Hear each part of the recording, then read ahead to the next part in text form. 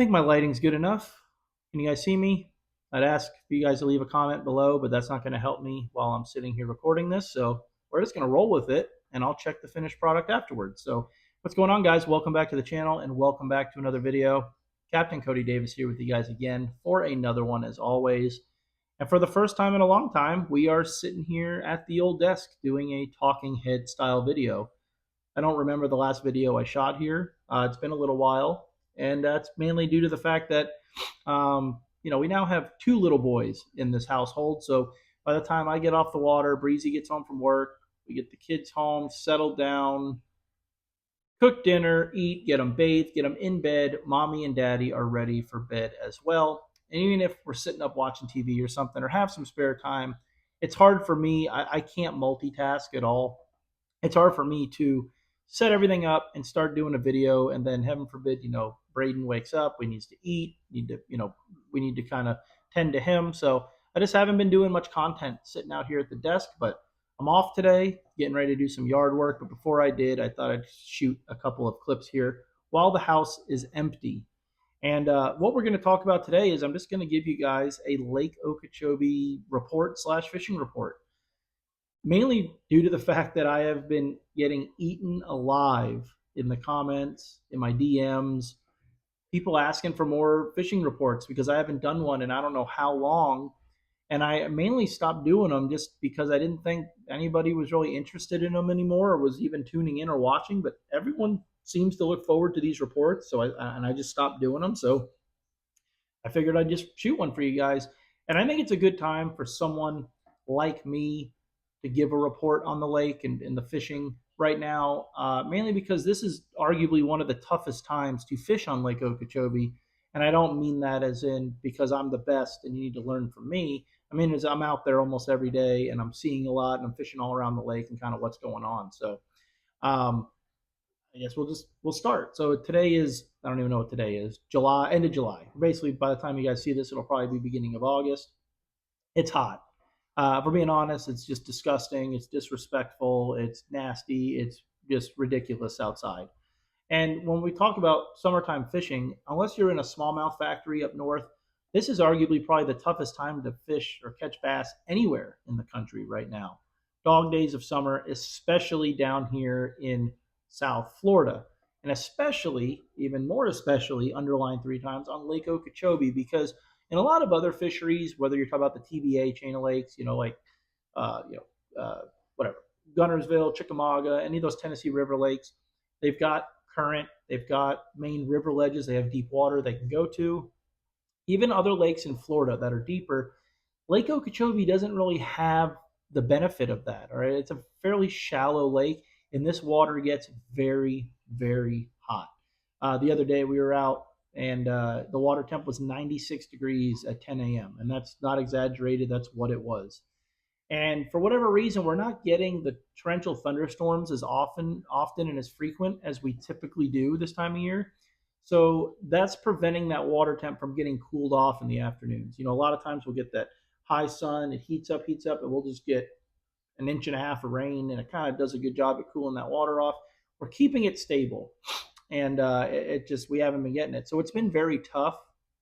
But with that being said, I mean, the fishing has still been good if you on the grand scheme of things, I guess. It took 31 pounds to win a tournament literally yesterday. So those big bags are out there to be caught, but it's not easy. I mean, it's going to take some work. So if you guys saw, me and Kelly were fortunate enough to get fourth place, I believe it was, in the Roland Martin Marine Series qualifier like 2 weeks ago, and we had 23 and 23 pounds, something like that. So that's a respectable bag, especially for this time of year. And it still was only good enough for fourth. Jared and Dylan McMillan, beat us out to third by like 2 ounces. They had pretty much the same thing we did. And then there were several 25-pound bags that were actually caught, fishing deeper water in the river and in the Rim Canal and stuff like that, which makes sense, right? And if you guys watch the video, that's pretty much what me and Kelly did. I didn't do a good job at documenting that video at all for a couple of reasons. I had a Made a funny run, got there, was scrambled. There was actually a gentleman sitting on the one patch of grass we wanted to fish, and that had me shooken up in the morning. Uh, Fortunate enough for me, he's a subscriber. He saw me. He said, "Man, get over here. They're here." Um, didn't realize who it was until you know later. But thank you, Mr. Clegg, for letting us in there. And like me and Kelly have said 5 million times, it was funny that he was there. He's like, "Man, I've caught 25 pounds here already this morning. I'm going to keep fishing. You all go in there." And it wasn't that he caught all the fish or anything. There were tons of fish in this certain patch of grass we fished, but we just got there too late. And he told us, if you guys would have been here 15 minutes earlier, you would have had 20 pounds in 5 casts. And we kind of figured that running over there where we did, and we knew it being a shad spawn and so hot they were going to feed early. And on top of that, it was a full moon, so those fish were definitely feeding through the night. And as it got later in the morning, they were going to turn off, and that's what happened. We caught one like 3.5 pounder over there. My trolling motor was acting up. My live well was acting up. I mean, it was just not a great morning. My camera, my chest camera, just wouldn't work. It just, for what I tried, 3 different battery packs, 3 different cables, trying to hook it up. Nothing wanted to work at all. And at the end of the day, I'm fishing a tournament, and we had a short day. We were doing it like 2. They did a little bit earlier to weigh in to prevent fish casualties and stuff, which I was a fan of. So I was scrambling. It started out rough, and I just couldn't get situated just to really document the day. And on top of that, cameras were overheating. I I'm just complaining now, but anyway, ran over there, caught one fish, and then we ended up running to a deep water spot. I mean, most of you could probably tell where we were in the video. It's kind of a community hole, and it's funny. We were running over there, and we weren't running over there. We were running to another spot. Talked about going over there. Said, "No, we're not going to go over there." And we ended up going over there, and for the most part, caught almost all of our weight there in like 3 casts. And when you're talking about that, it was a deep hole. Okay, so there's deep water there, and those fish are down there in that deeper water, in that slightly cooler water. I feel like on Okeechobee, just like 8 inches of depth change is a huge difference. It sounds minute, but to these fish, it could be a subtle change that makes a big difference. Same thing with temperature. We see it a lot in the wintertime, right? If you pull into an area and the water is 60 degrees, but you pull into another area up the lake or down the lake and you find 63-degree water, that could make the biggest difference in your day. You have no idea. And same thing, vice versa. If the water is 90 degrees, but you find 87-degree water or something like that, that's what I believe these fish were doing. It was a little bit deeper. It was cooler water. There was bait. The wind and the current was blowing absolutely perfect for that spot, and it just worked out. We got lucky. We caught a few fish. Ended up leaving with enough time to go flip one reed head I like, and Kelly flipped up a 4 pounder, and that culled out a 2. We ended up with 23 pounds. Maybe should add a little bit more, but it is what it is. Fish clean. I think we lost like one fish all day. But again, 23 pounds, Kelly said it best. He said, well, we're either going to get 5th or 25th. And that's just the way Lake Okeechobee is. You truly never know what's going to happen, when it can happen. It took 31 pounds to win yesterday on a brutally hot, disgusting day. I don't know what second was, but I think 13 was third. I'm sorry. I think third was like 18 and a half or 19 pounds. So it shows you that huge jump in weights. I remember 2 years ago, me and Breezy won an event in the month of September. Again, it was like 98 degrees. The water temp, I remember that day, was 95, and we were catching those fish in 14 inches of water. It made no sense why they were there. And we caught 27 and a half pounds, and I didn't think we had it won. I mean, this lake is crazy. You truly never know. And but we ended up getting the W in that event. But you never know. I mean, me and Kelly could have came in with that 23 pounds and won the event as well. So I think the 2 bags that were caught fishing deeper water, and they said they didn't catch that many fish. They said it was very tough in the areas they fished as well. So finding deep water or a little bit cooler water is definitely gonna help you right now. Getting into the kind of the state of the lake in the report. Lake's at like 13 and a half foot, and it's holding true. I'd like it to be lower, obviously, but I'm not going to complain about it because with that big rain event we had a few months ago, I really thought we were going to be in like a 15-foot lake all summer. I mean, there was water just dumping into the lake, but it's kind of evaporated out, slash, they've trickled it out, and it's just holding at 13 and a half, which, listen, for the state of the lake right now is okay. For the state of the lake to progressively get better and for us to get new growth and new grass, it's not nearly low enough. But I don't think it's doing much damage right now with that lake level. And it's fishing good. It's navigable. It's safe. It's still low enough where the fishing's good.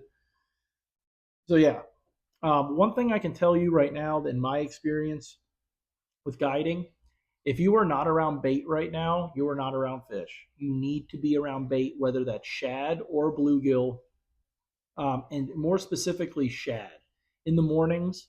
Okay, if you're starting on the outside edge, throwing a white swim jig, throwing a white spinner bait, trying to get on a shad spawn deal, trying to catch some school, whatever, or more open water casting situations, you need to see those shad flicking. You need to, when you catch a bass, see them coughing up bait. You need to look for those signs of bait right now. And if you find the bait, there's fish around. Same thing with bluegill. Listen for those bluegill. Listen for those pops. Look for those good shell, those clean bottoms where those brim were spawning. And here's the deal: that's where the fish are gonna be. So you definitely need to look for that. But it's not gonna be as what's the word? You're not gonna reap the benefits as easily. That flipping bite later in the day, throwing a frog, flipping, dragging a worm around some brim beds. It's a slower bite, but a lot of times the rewards are going to be greater. You're going to catch some bigger fish doing that, but it's a grind. But for me, if I roll into an area, I don't care how great it looks, how good the water looks, how good the wind's blowing on it, whatever the case is, whether I'm shad spawning or brim fishing brim eaters, if I don't find the bait, I'm not staying. I'm moving on because that's how it's been for me for the last month and a half or so, probably longer than that, going on 2 months. Finding bait has definitely been key.